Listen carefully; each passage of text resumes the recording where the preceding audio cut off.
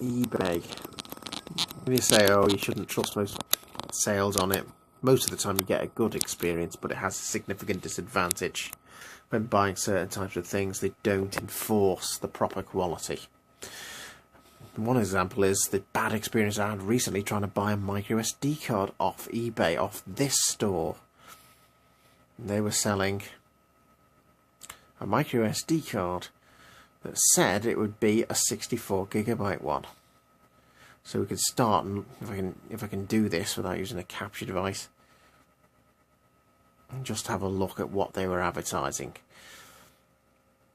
This claims you'll get a Samsung branded 64GB micro SD card, class 10, which is one of the fastest speeds, and it will be only £12, which seems like a bargain, but even genuine ones are not that much more, like 15 or 20. They could even be 12 in some cases. So if you have a look, it even says that little one there should mean it's what I think is called the X speed, or the ultra fast one. So it should be a blisteringly fast transfer card. It should offer nearly 64GB when formatted to exFAT, which is what it's usually formatted to, the file system. In a genuine one, it will tell you that you've got 59GB or so in Windows. This one said you've got 62, which I could show. So what happened was, instead of what I wanted to do, that is the entire Android directory. I wanted to move that from a 32GB card and upgrade it to a 64, so you've got more space for more music and have the complete Now archive. And this is the transfer window there of TerraCopy. This is going nice and fast. It might be done in about half an hour, but with this one, it was saying at first it would take about 12 hours, and it was going slower than that. And then giving up after about a couple of gigabytes of transferring anything across, and then even most of those files being shown as unreadable. After that, files and folders simply copied into thin air. They didn't exist. That's because this little thing here, if we zoom out, this 64GB card, well, actually I've got another fake one that's right there. Let's just see what we've got. Two fake ones on top of each other. This 64GB card doesn't have that as a capacity. I don't know what the exact capacity is, but it's a heck of a lot lower than 64. Probably something like 3 or 4GB at the very most. So what happens is, Windows doesn't realise this because it is actually formatted to about 62GB. So what happens is, files and folders simply copy to mid-air and disappear as if they'd never been copied across. So what can happen is, when people just simply stick this into a phone or a tablet, it will take photos or video footage for a while, until you reach the first gigabyte or two and reach the end capacity of the card. They'll just simply record into nothing. It will be as if you never took the photos or video footage. Hence some of the bad reviews on here. If you go and look at the feedback of this despicable seller, Threezy Store, we can try and work out what's going on. You can see if I've done even a cursory check. Although the 98.8% feedback looked quite good, well, everyone makes a little mistake, don't they? So you'd forgive 98%. You can see there's a whole load of negatives on top of all those positives there, and they're all about the same thing.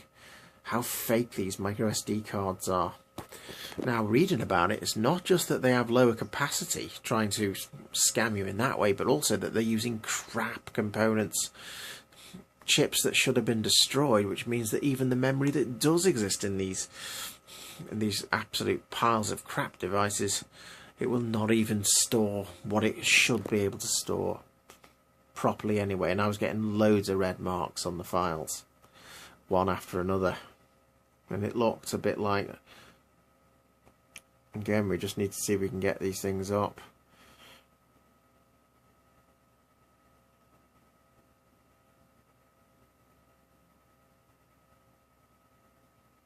A bit like this, one after the other. The file or directory is corrupted and unreadable. Now, when you consider this is happening to some people's photos that cannot be replaced. Somebody said that the baby photos had not been lost because they did try to use these cards. So what do you think is going on here? I actually got a full refund, which at least meant that I could go and get another one off Amazon. At least the ones that Amazon sell directly from Amazon themselves are going to be a proper card. And this is bad for eBay because it means that you can't trust what you buy off eBay because somebody could be selling something just to scam you. I suspect this store is to scam people because they know they're going to have to issue a few refunds, and they do so without a quibble because for those people that don't realise, maybe after weeks until they finally realise they haven't got the capacity because they've just taken a few photos and then they've started having problems, it may be too late to get a refund or to even leave feedback in some cases. And if this thing is sold for about 12 quid, it probably only costs them a couple of quid to get these pieces of crap to sell, so they make quite a lot of profit in all the people who don't realise, but they get a few negatives. But people as silly as me don't even check the negatives sometimes, so they still make profit. The rather bizarre thing is that eBay don't seem to want to act about it and actually treat these scams with the seriousness they deserve and actually stop these people from trading once they've done this a few times. It was claimed that it was a mistake, that it was just a bad batch of cards, but I'm rather cynical about that. I can't see how you would have this many negative feedbacks without actually knowing what you are selling and that there's something wrong with it. The only good thing is we received a refund, and now it seems to be working. This idea to upgrade the card is in fact possible after all. No thanks to this guy here selling a pile of shite as he did. So as you can see, and this is how they dealt with us. Just as we end the video, we have had issues, a very limited quantity of cards. You can see English isn't really a first language here.